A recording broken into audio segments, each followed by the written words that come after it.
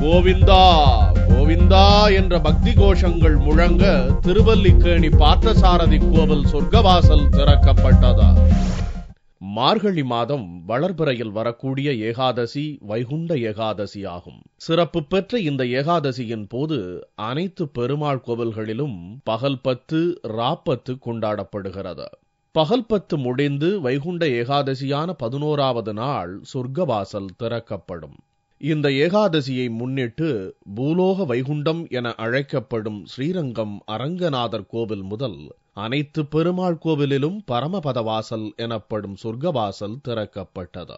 108 திவ்ய தேசங்களில் ஒன்றான சென்னை திருவல்லிக்கேணியில் நடந்த சொர்க்கவாசல் திறப்பிற்கு முன்னர் நம்மாழ்வார் எழுந்தருள அதிகாலை 4:30 மணிக்கு சொர்க்கவாசல் திறக்கப்பட்டு பெருமாள் சிறப்பு அலங்காரத்துடன் நம்மாழ்வாருக்கு காட்சியளித்தார்.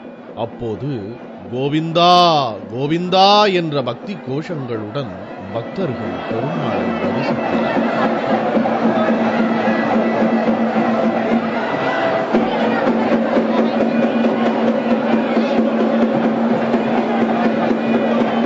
மழையை பொருட்படுத்தாது பெருமாளை தரிசிக்க வந்ததாகவும் இந்த ஏகாதசி சிறப்பு பெற்றதாகும் என்றும் பக்தி பரவசத்துடன் பக்தர்கள் தெரிவித்தனர். இந்த வைகுண்ட ஏகாதசி சேவிக்கிறதுக்காகவே தான் நான் மெயினா வந்ததே.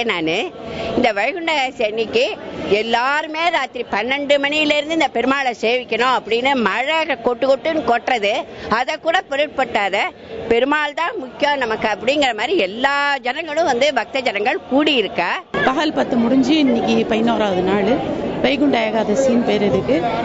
4:30 மணிக்கு சொர்க்கவாசல் திறந்தோன்னா ஃபர்ஸ்ட் பெருமாள் நம்மாழ்வார் காட்சி கொடுத்துட்டு சொர்க்கவாசல் நுழைவார் பெருமாள். இன்னைக்கு ரொம்ப விசேஷமா ஏகாதசியிலேயே இன்னைக்கு ரொம்ப வசத்தியான ஏகாதசி. வைகுண்ட வாசல் திறப்பை பார்ப்பதற்காக பார்த்தசாரதி கோவிலில் ஆயிரக்கணக்கான பக்தர்கள் குவிந்ததால் போலீஸ் பாதுகாப்பு பலப்படுத்தப்பட்டிருந்தது.